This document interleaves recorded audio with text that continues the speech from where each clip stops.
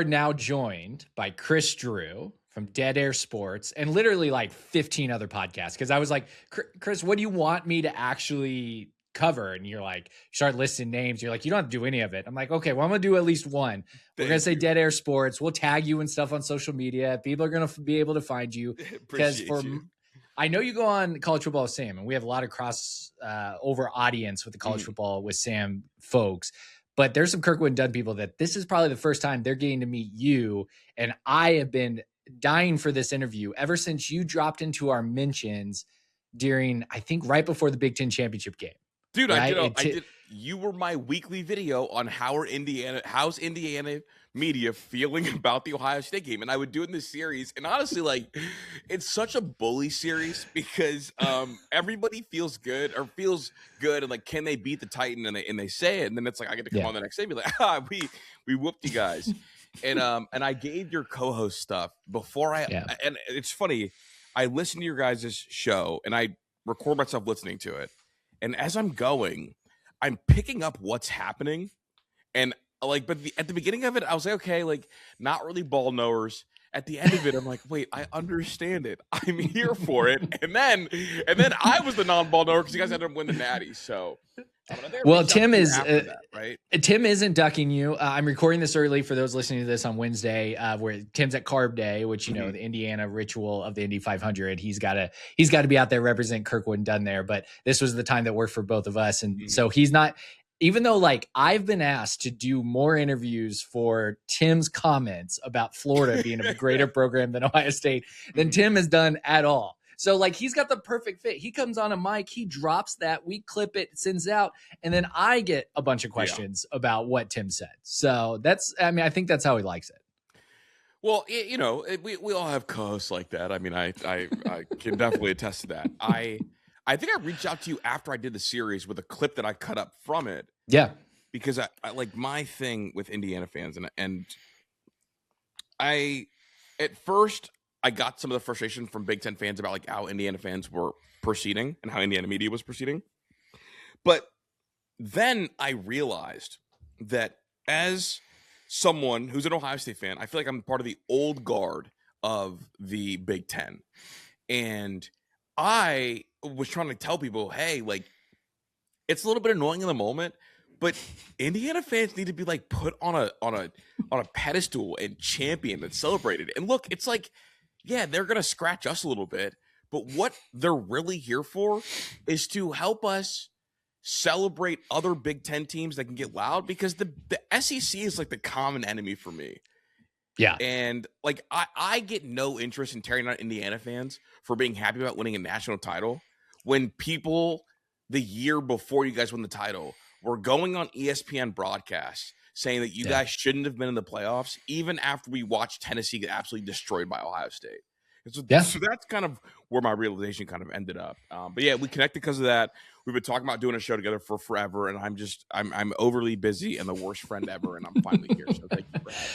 Yeah, no, Kris jumps into my mentions, and this is a testament to like your followers, because like everyone, you jump in, and at the time, everyone gave us a hard time for being like coming out of the woodwork for all of a sudden Indiana's good. And we started doing a podcast and stuff. It's like, no, I just wasn't really in YouTube spaces and watching college football creators because I wasn't doing it myself.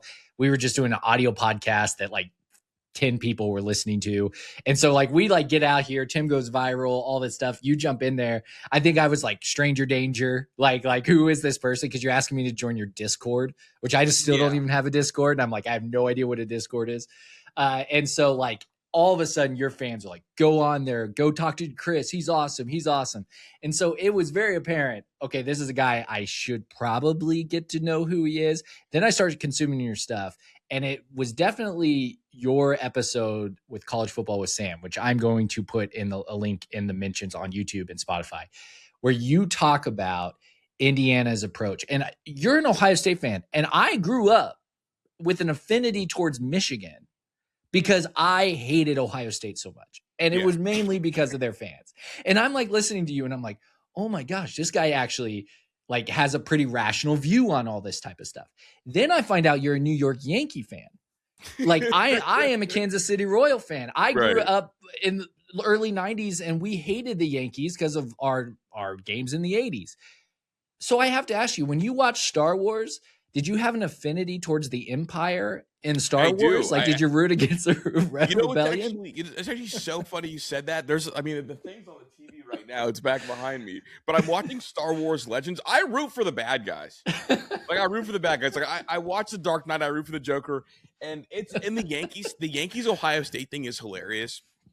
Because it's like you hear the stereotypes, like how many Yankees Ohio State fans like are there? Yeah, it's like a gross like little you and Big Ev topic.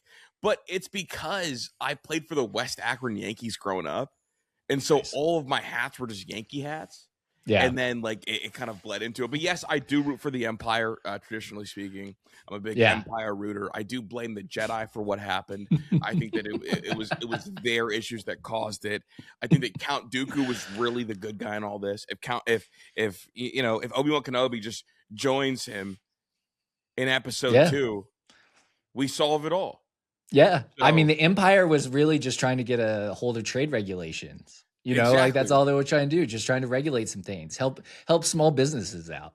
Bingo. By saying standards. So I like the Republic, but I didn't really think that it became the Empire. So that's kind of where I'm at. No, I'm glad you asked that, dude, because I feel like a lot of people are scared that I'll get mad about like the front runner thing, but I will not. I've been hoping to address this for quite some time.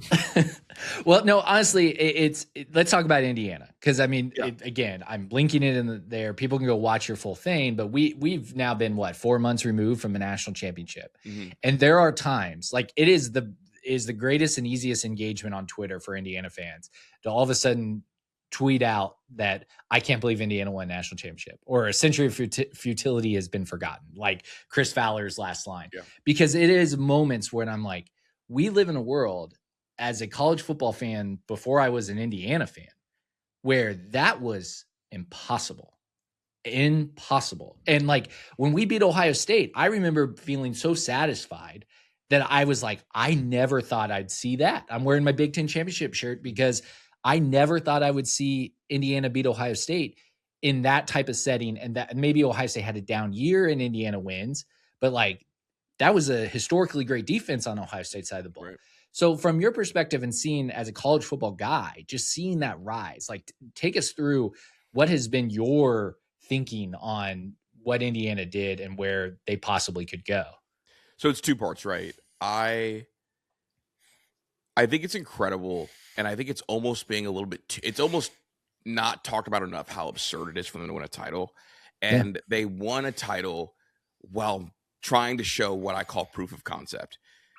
I think that people assumed because Cignetti came from like IUP and then to JMU that he was going to be a guy that only wants to recruit like the small town guys, the overlooked guys, develop and then go win. And I think he was in a window where he's trying to show a proof of concept. Like, look, we can do this. And they won in a proof of concept year. I think that is absolutely incredible.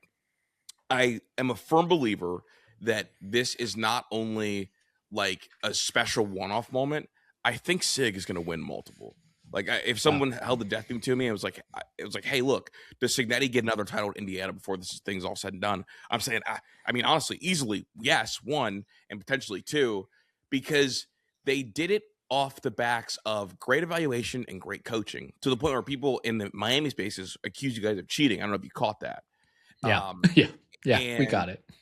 There is this like thing that there's this change that happened with the NIL and portal era, because before people were confusing what's a good coach versus what's a good recruiter.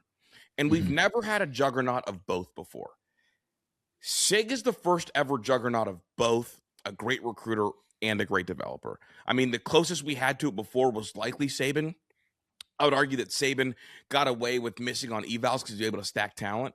Cignetti is batting 1,000 on talent, and he's also a great developer, and that is like a rare combination. In the SEC, everything is about like, are you a good coach? Well, look at who you've recruited. And like Sig, I don't know. Do you have a theory on why Cignetti never got a job after he left Bama?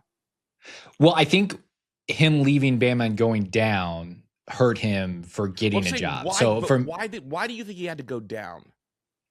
Yeah, so we talked about this. We ranked like the top 10 worst takes about Indiana's, and my number one, how we do our rankings, is probably not number one, but it is number one that we had on the list, was that the only reason why Cignetti won is because he was under Nick Saban coaching tree. Like, it's basically Nick Saban. I think he's quirky. And I think he is someone who didn't play the political game at times to be able to put himself in position. And my speculation is that he got passed over being an offensive coordinator at Alabama. He was not the sexy hire that even maybe the power structures that beat. Like, there's a weird tension between Saban and Cignetti. Like, Saban does not talk about Cignetti. I think something happened between them, and I think it goes deeper to, like, I don't even view him as under the Saban tree, even though he is. Yeah. Because Saban didn't start winning until Cignetti got there.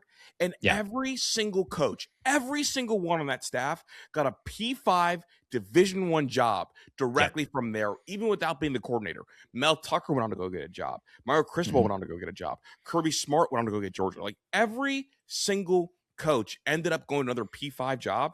And Saban would help those guys get jobs. And the only one that was a full-time, I mean, he landed Mark Ingram and Julio Jones. That is recruiting chops to go be big time anywhere in the SEC. He was the only one that didn't get any love. So, and honestly, I think it kind of helped him because he knew how to recruit, and then he had to go to IUP, where it's like not about recruiting. It's about purely developing. And the SEC, the currency was recruiting. In these lower divisions, the currency is developmental.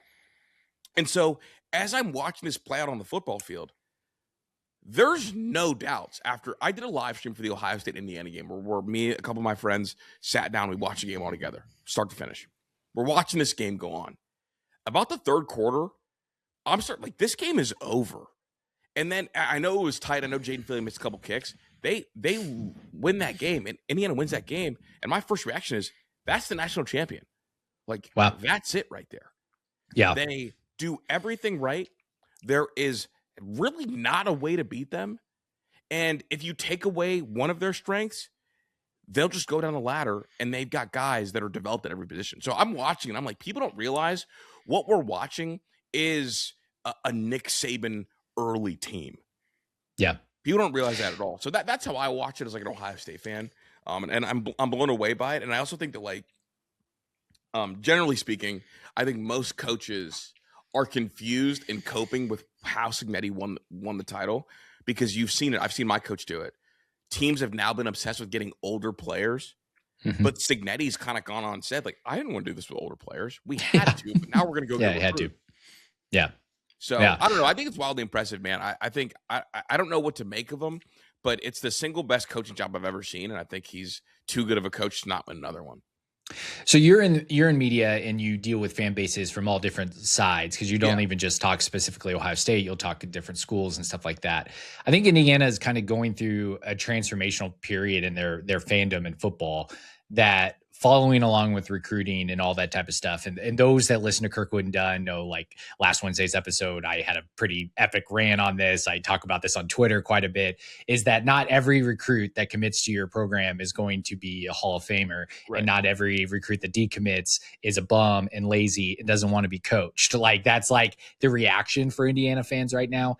But you've seen cycles, especially after Ohio State won a national championship. And Ohio State's always been up and coming, recruiting really, really strongly. But even before, like, Michigan's probably a good example of this too, because even though Michigan won a national title 3 years ago, they were not a great football program before. Like, Jim Harbaugh almost got fired in 2020. And like, got fired at you know, the 20 years before that, like, it were desolate, right? Like, it's not one of those things, but all of a sudden Michigan starts ramping up. They're having to deal with this. Have you been surprised that Indiana has not played in that 5-star, land the 5-star guys, get a lot of momentum, do what Miami's absolutely killing it in recruiting right now. And it feels like they're capitalizing. Mario Cristobal's always been a good recruiter, but they're capitalizing on their momentum. Is Indiana, are you concerned that they're not going to be a top 10 recruiting class? Like, is there a cap on that? And does it really matter? So here you go. This 2 parts. I think they're almost there. Sometimes like right now, no matter what, you guys just won a national title. Your brand doesn't move the needle the way the Miami brand does. And with the Miami brand, I'll start with them generally speaking. And this, I don't think this is fair at all. And I firmly disagree with this. Miami is in a cult-rich, heavy high school level place. There's not a lot of 5 stars in the state of Indiana. In Florida, there's 3 or 4 5 stars every single year. So like naturally, regionally, they're going to play in those waters, and these kids grow up and their parents grow up. And Miami, Florida State, Florida, like they carry weight, even though they haven't all been great recently, other than Miami, who just got good for 1 year. Like it still feels like a destination place. Like I want to grow up and go play for Miami, like just like my pops did. There regionally aren't enough 5 stars in the North to have that kind of structure. And part of that is because recruiting is bigger in the South. And part of that is also because a lot of these rankings, you get like Bama bumps and SEC bumps because ESPN uses it for their FPI. So for Indiana fans, they shouldn't be worried about not playing in that class yet, because really they just won the title with under a 10% blue chip ratio. So if they start, hovering around like top 15 recruiting classes, that's enough to sustain a really, really good run. And also, like, I wonder about coaches, because here we go. We've stopped playing with a lot of 5 stars too. I don't know if you know. Like there's certain 5 stars that we'll go all out for, like Jeremiah Smith, like DJ. Like we'll go in for them. But the fringe 5 stars, like sometimes it's like we will turn it off pretty early, and we're a destination spot. But for Indiana, I'm not worried about them kind of in the recruiting world, because I think SIG supersedes that, and because they won, you should change the way you view the sport. But they're gonna land talent like 3 years delayed. So generally meaning when you have a really, really good run, you have to repeat it, and then there's a 3-year window for you to be good in. Then you'll start getting the kids. What is that 3-year run? You need kids to watch Indiana be good for their entire high school career. 1 off isn't enough. 2 off isn't enough. That freshman needs to, like, 8th grade of freshman year. Wow, I like Indiana. Whoa, Mendoza #1 overall. Whoa, Marsh, a first-round pick. Whoa, Charlie Becker finished second in the Winnickoff. Whoa, now I want to go there. So, like, recruiting-wise, like, it's always going to be like a 2 or 3 year delay, or else you'll end up like Tennessee. Like here we go. Like Tennessee was special for 1 year. They're bad now, and it's like, oh, we're stuck here. Like Missouri was good for 1 year. Damon Wilson went there. They were bad. Guess where Damon Wilson's at now? Miami. So I think you have to be good for the tenure of a high school kid's career to start stacking up those top 10 classes. Yeah, it's hard to see like Bob Chesney out at UCLA. Like they're having a killer class, but I do have to remind. They're going crazy, but they also have more billionaires than people realize. And they're regionally, there are more 5 stars in California and less schools. Like there's less schools that take football seriously. Like, we're in the state of Indiana and we have Notre Dame here, Ohio State next door, Michigan up north. Like there's schools that are and like UCLA's got USC. Like USC and Oregon sometimes, but Oregon is playing a unique game where they don't even really build a fence around their home national. State. They just go full nationally. But like here, for the last like 10 years, like we I mean, just as an Ohio State fan, like Indiana's best player, if he's Ohio State caliber, he comes here. Like Caden Curry, like come here. Curry. Mm-hmm. So that's kind of where I'm at. So you guys are going to defeat that.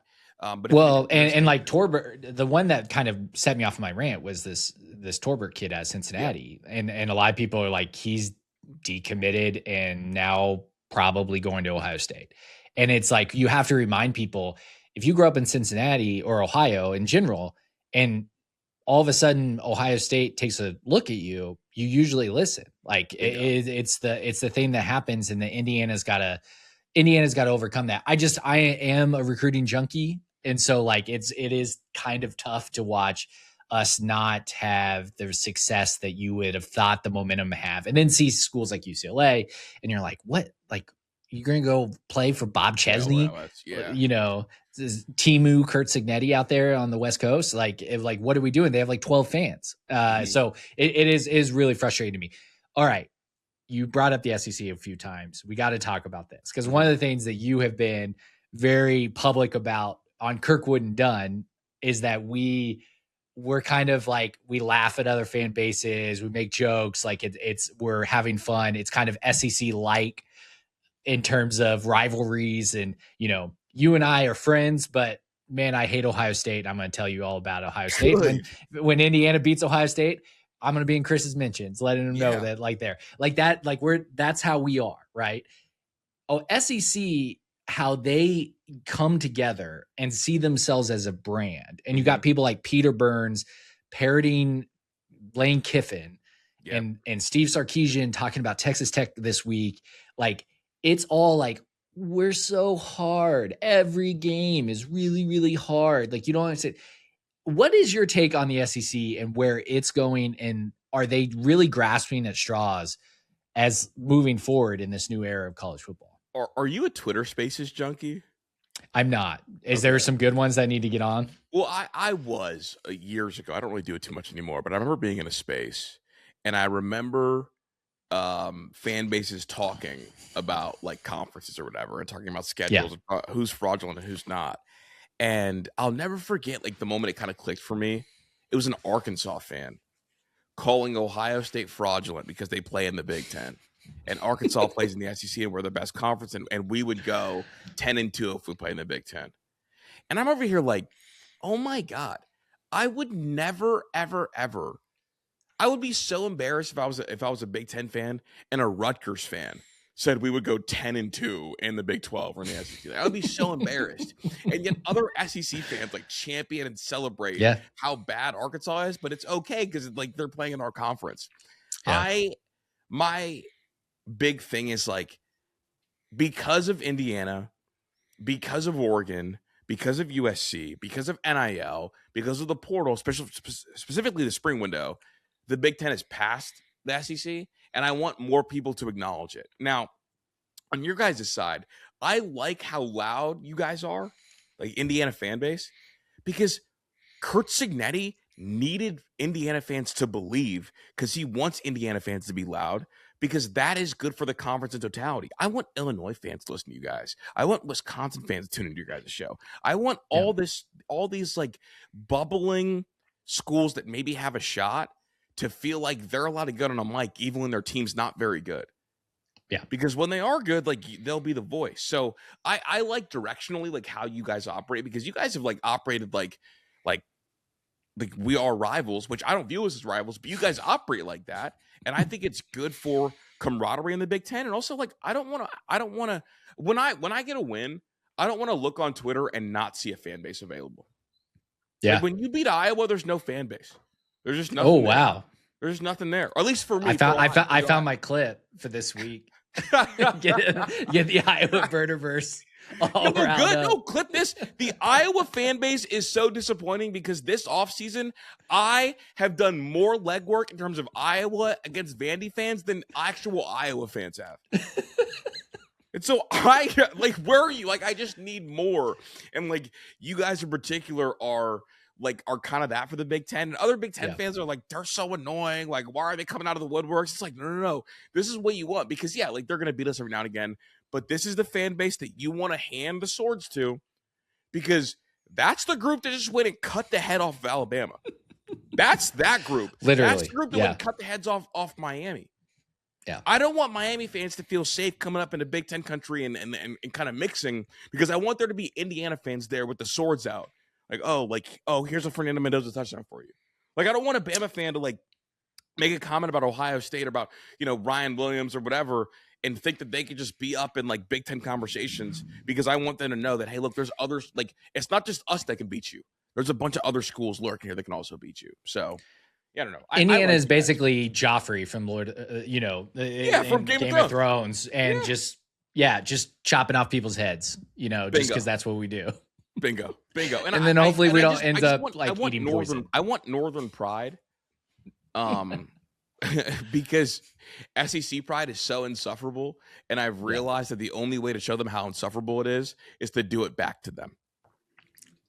Yeah, no, it is hilarious to be satirical about our fandom, just mocking them, and they don't even realize what's happening. They don't realize it, bro. It's great, and I'm a part of the problem, because like I didn't realize that's what Tim was doing, but it was brilliant. Like by the end of the episode that I did, I was like, oh my God, like Tim gets it. Tim is just an Ohio State fan that's been reskinned as an Indiana fan. Yeah, it's he's got a gift. He's got that gift there, which is why he made me love me or hate me, but you listened. He made me Yes. redo that meme for him whenever people get really upset about him. Good. So Love me or hate me, but you listened. yeah, so SEC, like one of the things like fundamental that I don't think they understand was something you touched on earlier, in the fact that I think they hired a certain type of coach and a certain type of staff that was all centered around getting the 5 and 4-star kids. Right. And the North didn't have to do that as much, especially in the NIL era with transfers and stuff like that. But also it was a lot of, I just don't think the average football fan realizes if you get a 4-star out of Texas, he's going to be a 4-star. Because he is literally has a class in football, a high school class in football, and is playing all year round. You get a 3-star out of Minnesota, there's a chance that kid develops into a 4 or 5-star because he's never done that much time into football, because he's probably playing 3 or 4 sports and doing like different things. And then he's a big old boy and he gets in a weight room and they tone him out and stuff like that. And he develops. We know what the example is. The example is like, if for the last 20 years, we have forced Big Ten coaches to win without having the recruiting. And now we're giving them the recruiting. It's like, if Josh, here we go. If Drew Brees, all of a sudden, year 5 in the NFL, was given Josh Allen's body, you'd be looking at the greatest quarterback ever. You just would be, because Drew Brees had to learn how to win without being the biggest, the fastest, or the strongest. So he had to be the smartest and had to get the most out of the least. Just point blank, period. But, Big Ten schools are doing that. And then all of a sudden, and the thing you were deficient in that you had to figure out a way to win without, we're going to give it to you now. Yeah. And so that's what we were talking about with Cignetti. Bingo. Like he learned all those things, and all of a sudden he gets players. And then it's like, this is why I'm always so upset that we lose a talented kid that I think is talented, is because I want to see Cignetti coach those guys. I would love to see him coach a 4 or 5-star, because he's unlocking guys. And the 3-star guys, while I agree with you, those 3-star guys are likely developmentally away from being 4 or 5-star guys, just naturally. It's just but is the currency recruiting, or is the currency development? And now we can recruit with money. So what are you going to do when guys get here? And then also the other side of it is like these SEC schools for forever were able to recruit so much talent that they didn't have to worry about a miss developmentally, because if someone was bad, they would just go to the next guy. But in the Big Ten, there was no next guy if someone was bad. We had to make sure you were playable. And that's what the SEC is missing, which is why, here we go, places like Alabama. What could Alabama not do? They couldn't run the ball at all. They couldn't keep Ty Simpson healthy at all. Well, this was the first time that Bama was thin at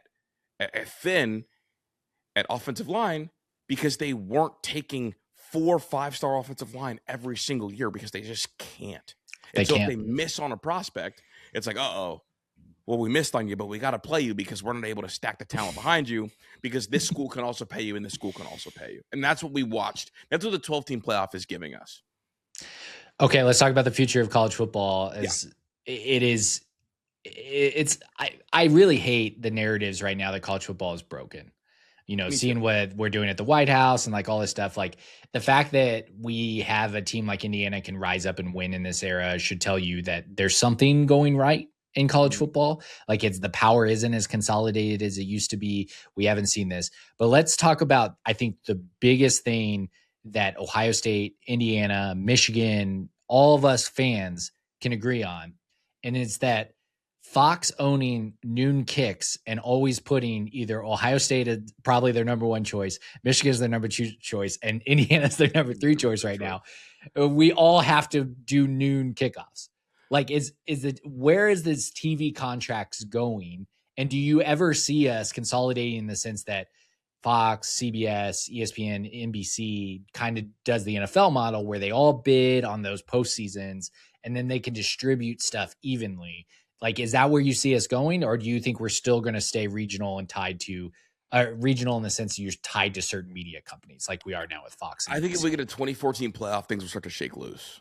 I think if we don't get one, things will not shake loose. ESPN does not want one. They do No, not want the 2014 because of that reason. bingo. So it's like Yeah. like right now, like ESPN, it's so hilarious, dude, because ESPN is saying, no, we do not want a 2014 playoff. We want a 16 team is the furthest we'll go, because that's the extent of their rights. SEC coaches are saying we want a 2014 playoff, but ESPN is saying, SEC saying no 2014 playoff. But until so if we stay at 12, the TV contracts are going to stay regional. And welcome to the Big Noon Club, by the way. Like, this is It's going to be a lot. It sucks, but I am glad that there's more than just us playing at noon. So I guess like it'll be regional until they expand, and if they don't expand, then it's just something that we're gonna have to be okay with. But when the next TV contract is up, I would hope that Indiana is swinging a big enough stick then to be like, hey, look, like we want a cap on Big Noon games per team. And because I know Ohio State will kind of have that same sentiment. I know Oregon will be on board with that. I know USC will be on board with that because they're out west schools, and I also know Michigan will be on board with that. So if those 5 schools start to swing a big enough stick for the next negotiation, I think that'll work out. And for the next negotiation, I think Fox will be into it if other Big Ten teams continue to kind of uptick a little bit, right?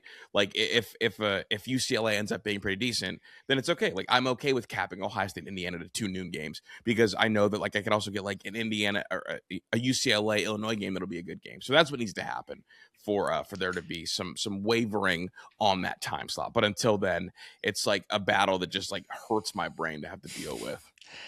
But is college football like I think I'm going to ask this question in 2 parts. The reason why Fox goes to that noon time is because they don't want to go up against the SEC. Which is a problem. It is a problem. But I'll give the SEC fans credit. They watch like ridiculous amounts. Like there's a reason why Alabama, Indiana was one of the highest postseason games, is because obviously the Indiana story, but Alabama, they will watch their team no matter what. And you look at all these ratings, the ESPN time slot and stuff. But the problem is it because it's the only thing on and it's that time slot? No, it's because you and I are also watching that game, is my point. Like, yeah. Here we go. Like, I'm an Ohio State fan. I have a Big Noon kickoff. Well, okay. Like, my game's over by 3:30 and the night game is Alabama, Tennessee. Yeah, I'm going to watch that game. But if Ohio State, Penn State is on at that exact same time, I'm not. So ESPN is essentially, because of the Fox issue, they're capitalizing off also our fan bases. So why is Fox so scared to go up against ESPN and do a night slot game? And then on the other side of this, why is college football so scared that we're playing semifinal games on a Friday night in the middle of January, because they're so scared of the NFL of going up against a wild card game on a Saturday? I understand the NFL fear more than I understand the evening fear, because if you look at like broadcast per year, I think like in 2024, 96 of the top 100 American broadcasts were NFL games, which is like a crazy stat. But like, so I understand that one maybe a little bit more. I still think you just need to just go for it anyway. And I think you need to challenge it and at least show that like you can at least make a dent. But I don't know why Fox is so scared of ESPN. I don't. I think that honestly, it's it sounds like an advertisement issue, and like advertisers are like, why would I spend this much with you at the same time slot when I can spend this much with them? And they're like proven, because that's kind of how advertisers tend to work. They work off like history and not projections. Primarily speaking, they do some projections, but primarily it's off of like history. So I think that could be it. But I don't think it's justified fear at all, because like the number one game every single year is Ohio State, Michigan. Yeah. Like point blank. Yeah. Like Ohio State fans will show up anywhere. And also like, I think as the Big Ten continues to beat the SEC, I think Fox needs to realize, okay, like this is the dominant conference. Let's see, because here's the thing. If you make the move tonight and you take a big enough chunk out of ESPN, they might be reactionary and move their time slots. And that's what I think they should do. Well, and I think if they all come together, like the Super League or whatever's been rumored and all this stuff. Are you a Super Leaguer out of curiosity? Are you a Super League guy? I wasn't for soccer. I was very worried about that when Europe was talking about going Super League style, but I think it's almost inevitable. So I'm like, and 2 years ago in 2022, 2023, Indiana would not have been a part of any Super League. Like, I think they were one of the ones that got dropped in the Big Ten, which is. Do you feel like the new kids on the block a little bit? Yeah, of course. And this was what Tim and I kept saying when we were leading up to Ohio State. And the number one thing Ohio State fans, and they still do this, whenever we tweet out something positive, of course, I'm going to tweet out Jay Fielding missing a field goal and Ryan Day's reaction to that because it's one of the funniest clips of the internet. And everyone's like, we won for 30 straight years and blah, blah. Yeah, man, we knew we were bad. Like, you're not telling us anything new. Like, if all of a sudden you're like, oh, you just became fans. No, we were fans. You just didn't care about us, which is totally fine that you didn't care about us when we're here. So I'm a New York Giants fan, so I get it. Oh, okay. Yeah. Except you have Eli Manning's 2 Super Bowls still. Right. Indiana we're not good. We didn't win a bowl game since 1994. Yeah, that's real. You're right. This is where we're at. So all that being said, I just think that we're in a position where at the Super League that we'd be a part of it, which would make it more exciting. I do worry about the smaller teams or the teams that like the regional stuff that makes college football so special that we're going to lose a little bit of that. I graduated from Kansas State University. Will K-State be a part of the Super League? And if they are, is Kansas and they're rivals? Shocked. I'm shocked that you're pro Super League. I am very anti Super League because of you. Like, you are the no kid left behind. Like, you guys would have been left behind 2 years ago. We would have. Like, I care about the next Indiana, so I'm not pro Super League. I think it matters how they do it. If they actually, like, when we say Super League, if they actually get it together and split conferences back to being more regional and negotiate TVs and balance out stuff and also pay the players like in a justifiable manner in terms of collective bargaining. Like, that's the biggest thing that I just absolutely dread of all the conversations is like, we need to go back to what college football used to be. Oh, you mean when you were exploiting labor? Like, is that what we want to do? Yeah. So it's like all that type of stuff that I get so disgusted at, that the Super League seems to be the only thing that could actually save that, because there'd be collective bargaining. There would be no SEC Big Ten driving things and diametrically opposed views. Like, it would be one thing. So I think that's where I fall in the Super League. Definitely checks. So, all right. You've been very generous with your time. We're going to jump to our final 4 questions, 4 quick questions and reactions to we just want to know from you. My first question to you is, what is your favorite version of the Ohio State uniform? Because your Nike uniforms are sick. Ooh, okay. This is going to mess people up. Okay, like, am I including alternates or no? Yeah.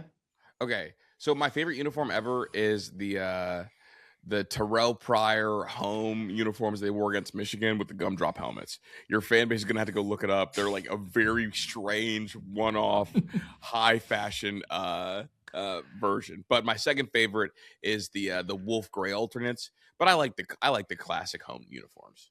Yeah. I mean, we're an Adidas school. Adidas has nothing with Indiana. First Adidas national champion. Right. And it was Nike national champion. It would have been Miami and Indiana, or either one. So Adidas does not deserve what they got last year because they invested nothing into our program. And Cignetti I think we're going to get new uniforms this year. Okay. Is kind of the rumor, because Cignetti uses the last version practice uniforms. Like, they don't have like their own, so they're using last year's uniforms as practice uniforms. Yeah. So there's something coming, which that's what we speculate on that. If you could make one stadium improvement to the shoe, what would it be? Ohio State. I would go grass. Go back to natural grass. How long has it been since they've had natural grass? Forever. It's been a long time. We have the they got new turf. Yeah, we're getting new turf, because the turf we had before was that slit turf. The ones that New York Giants have at Meadowlands. Oh, yeah, yikes. Dude, I did not realize that. Both my teams had the one turf that the NFLPA wanted banned, and I've seen it get the MetLife graveyard is crazy. Like Malik Neighbors, Odell Beckham Jr., Victor Cruz, and then on the Ohio State side, people forget we should have won a natty in 2021 or 2022, but JSN had the hamstring. Yep. We've had all these soft tissue injuries. I mean, Nick Bosa, it took him out too. JSN had the hamstring or he had the getting ready for the NFL hamstring? Dude, so I'm glad you brought this up. I spent a lot of time asking around about this. Yeah. So he hurt the hamstring against Notre Dame. Came back 2 weeks early and played. And he was supposed to be on a snap count. And they almost doubled his snap count. He re-aggravated it that time. And there was like no clear answers as to why he got cleared, why he was playing against a bad team, like a bunch of things. And then was going to try to come back. But there was a rumor that he stopped coming to class. And that is why he did not play in the Georgia game. Because he did after the Michigan game. Like, all right, like we're not, nothing's like it's over. But then they made the playoffs anyway. So I heard that. But also, like, I think the JSN injury was something because Jeremiah Smith and Carnell Tate both missed a little bit of time with some leg injuries last year. And it kind of got really hushed. Because I do think that was because of the turf. So I do think JSN was absolutely hurt. JSN had one of the greatest performances I've ever seen against Utah in the Rose Bowl. That was so freaking amazing. I feel like I was watching Kobe's 81. Yeah. It was incredible. Okay. So, obviously, Indiana is going to have a better receiver room than Ohio State this year. Duh. But when all said and done with everyone that's on Ohio State's roster now, so you can't take any recruits from next year. Okay. When all said and done, you and I are doing a YouTube channel 25 years from now, and we're reflecting on the Ryan Day era of receivers. Who will be known as the greatest of that group? Jeremiah Smith. You think so? Smith. Yeah, Jeremiah Smith is. I'm from Akron, Ohio. Jeremiah Smith is LeBron James of receivers. Wow. Yeah. He came into Ohio State with unreal expectations and exceeded them and won an Natty in year one. Marvin Harrison Jr. was a top 3 pick, and freshman year Jeremiah Smith was better than Marvin Harrison Jr. was his final year. Carnell Tate was a top 4 pick, and there's a wide gap between the two, and I think Carnell Tate's an incredible player. Emeka is going to go for 1,000 yards every year for the next 6 years in the NFL. There was a wide gap between Emeka and freshman year Jeremiah Smith. I've never seen anything like it. Cignetti, who recruited Julio, said that Jeremiah Smith has looser hips and probably a little faster. Which is insane. I don't know. Like he to me and so my Mount Rushmore and for me, my favorite receiver of all time at Ohio State is Garrett Wilson. That's like people know that like I was before Jeremiah Smith came to Ohio State, I was calling Garrett Wilson the greatest to ever touch a blade of grass. Not just at Ohio State history, just in the history of the sport. Like that's how great I think he is. And Jeremiah Smith is that. All right. We're asking all of our summer guests this. What will be Indiana's record in 2026? 11-1. 11-1, really? Yep. With a home loss to us. Yeah. With a home loss to the good guys. I don't know. Like, it will be so shocking for Ohio State to walk into Memorial Stadium and not get a loud cheer. Yeah. Like, that's usually what it's been like. Like, Indiana always had, like, Ohio State's band come do, like, a special halftime thing whenever I would go to home games. I'm wondering if that's just all going to change. Like, I think it's the game of the year, in my opinion. I'd agree. For next season. I know for some weird reason for national media guys, it doesn't always make their top 5, top 10, which is insane. They're morons. Yeah, but like it is the game of the year. October 17th, it's going to be insane. Dude, so. I'm going to ask you a question. Yeah. Do you guys feel like the boy wonders of college football right now? Like, do you guys feel like people are happy for you, or do you think people are already starting to hate you guys? Oh, I think it's starting to change to hate. Okay. For sure. Last year during the national championship run, it was, except for the teams we were directly playing, it was overwhelmingly positive. Like, I mean, I live in Ann Arbor, literally have Indiana stuff walking into bars and people grabbing me on the shoulder and being like, dude, we're rooting for you. Yeah. You know, and a lot of it was just go beat Ohio State. That's usually what they followed up with. But it was, they were rooting for us. It's going to change, and it's going to change because Cignetti's personality is one that when we inevitably lose in 3 seasons, because I think it's going to take about 3 seasons for us to lose another game, Cignetti will like it will grind on people and they will love to dunk on him. Just like when he said, we kick top 25 teams ass when he's seen at Notre Dame and then they got beat pretty good. Right. And people love to remind him of that. And Notre Dame loves to play that one clip from Jeremiah Love running away from D'Angelo Ponce. I think people are ready to say the Indiana thing was a fraud, and it's going to take one slip up and it's just going to. It's unfortunate that you guys only got one before the hate started, because like for the Warriors, like they won one and people like were happy, and then people got mad when Kevin Durant joined them. But like people were so thrilled when Pat Mahomes got his first one. Like they were like, really, this is really cool. Then he got the second one, and it's like, nah, we hate it. We don't like this anymore. So I used to go to the rule that like you're after your second title, then people don't like it. But you guys are, I mean, from what I'm seeing, it's a lot of SEC hate though. My co-host, it's so funny. We played a game yesterday on Ice the Moon Rundown, and he was like, the opening question was, and we have an Ohio State community, obviously. The opening question was, what game, if you had to guarantee a win, what win would you guarantee this year? Because this year's Ohio State schedule is crazy. We have Oregon, Texas, and you guys. And I said very quickly, and Michigan too at the end. I said very quickly, Texas. Texas. That's what I would say. Yeah, because I hate the SEC more than anything. Yeah. His answer was Indiana, because he hates how much I'm a fan of Indiana, and he thinks that I'm hard on a lot of other schools, not being hard on them. I'm like, Doug, how you want to be hard on for what? Like, saying is perfect. Like, we wouldn't be hard on. What do you want to say? So there is a faction of Ohio State fans that have a lot of extra hate towards Indiana because, like, Cignetti feels like he solved the sport.